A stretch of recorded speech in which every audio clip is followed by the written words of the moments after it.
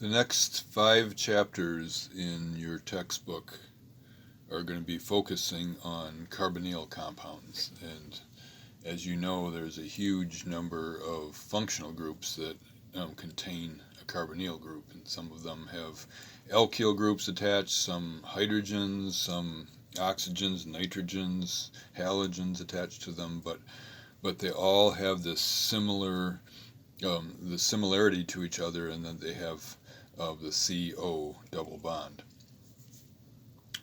And as an introduction to these carbonyl compounds, I want you to pause this video and to think about and write out as much as you can, as much information as you can about this, a compound that has a CO double bond.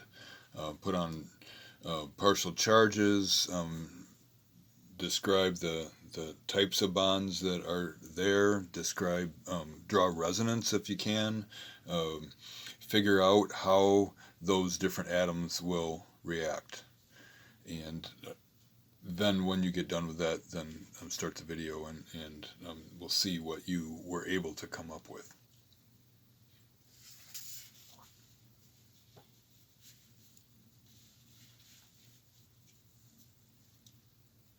Okay, so as I look at this carbonyl here, I see an oxygen that should have 2 lone pairs on it. And when I see those lone pairs, I see this oxygen as having 3 things attached to it, 2 lone pairs and a carbon. And so this is an sp2 hybridized atom. I look at this carbon and I see that there are 2 things attached. Didn't say what they were, in addition to the oxygen, and so 3 things attached to this carbon, and that will also be sp2 hybridized. And so then you're starting to think about the shape of the groups of electrons around each atom. If it's sp2 hybridized, then it is trigonal planar.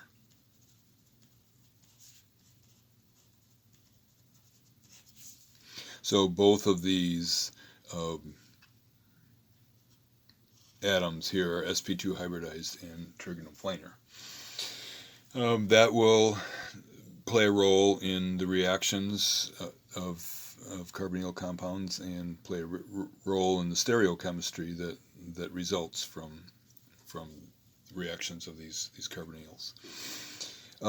Another thing that you should be thinking as you are looking at a bond between carbon and oxygen is carbon's more electronegative than oxygen, and so there should be a partial negative charge on the oxygen and a partial positive charge on the carbon. So these shared electrons are a little bit closer to oxygen than they are to carbon, and so there's a little bit of a charge here, whatever.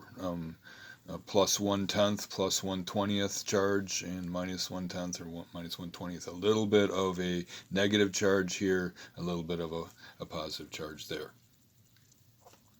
Then if you are looking at the bonding here, you see a double bond, and that should tell you that you have one sigma bond that is a strong bond,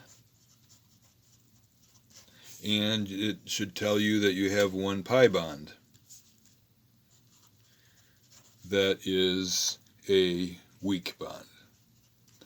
So if there's going to be a chemical reaction here involving this double bond, then you're going to have the weak pi bond being the one that is breaking.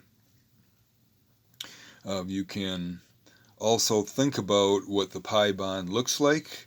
There's a p orbital that is coming out towards you and into the plane of the paper, and then a p orbital here that's coming out and into the plane of the paper, so it's overlapping above the plane and below the plane of the paper. And it's a little bit hard to draw that in 3 dimensions here, but that's the view that you should have.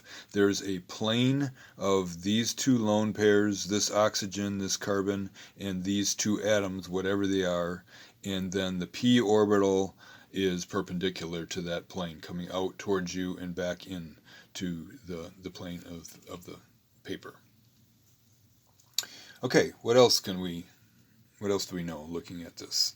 Well, if we have a weak pi bond, we can break that pi bond. If we have a multiple bond, we can break the pi bond and dump the electrons on one end or the other. And we know that if this bond breaks, the electrons will end up on the more electronegative atom. So let me draw a resonance structure down here. So now the oxygen has 3 lone pairs and a negative charge in this resonance structure, and the carbon has no lone pairs and a positive charge. So let me draw the brackets around these 2 resonance structures. And which is the better resonance structure of the 2? Obviously the first one. You wouldn't consider accidentally drawing a carbonyl compound with a single bond there and the charges on here.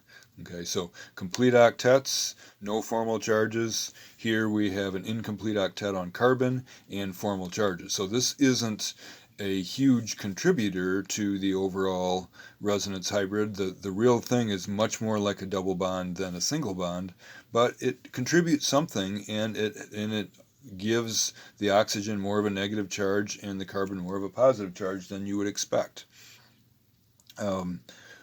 Whatever, I'm going to make up something here. We're going to say that the resonance hybrid that's in between these 2 resonance structures is much more like the double bond than the single bond. So maybe it's 5% like the single bond resonance structure and 95% like the double bond resonance structure. Whatever. The important thing is that there's more of a positive charge on carbon than you would expect and more of a negative charge on oxygen. So if we have a positive charge, partial positive charge on carbon that you could see either from drawing these partial positive charges or for drawing the resonance structures, then we can say that this carbon right here is an electrophile. It is loving, electron loving. It's attracted to negative charge because it has a partial positive charge. And so we will look at carbonyl compounds as being moderate electrophiles. And so the carbonyl then could react with a nucleophile at the carbon of the carbonyl. So let's take a look at what that would do. If we have a carbon double bond oxygen here and we react it with a nucleophile, we'll put a lone pair and a negative charge there, that would be attracted to this carbon, kick up the electrons onto oxygen, and put a negative charge on oxygen, and then the nucleophile will have formed a bond to this carbon. We can draw that wherever we want here. Okay?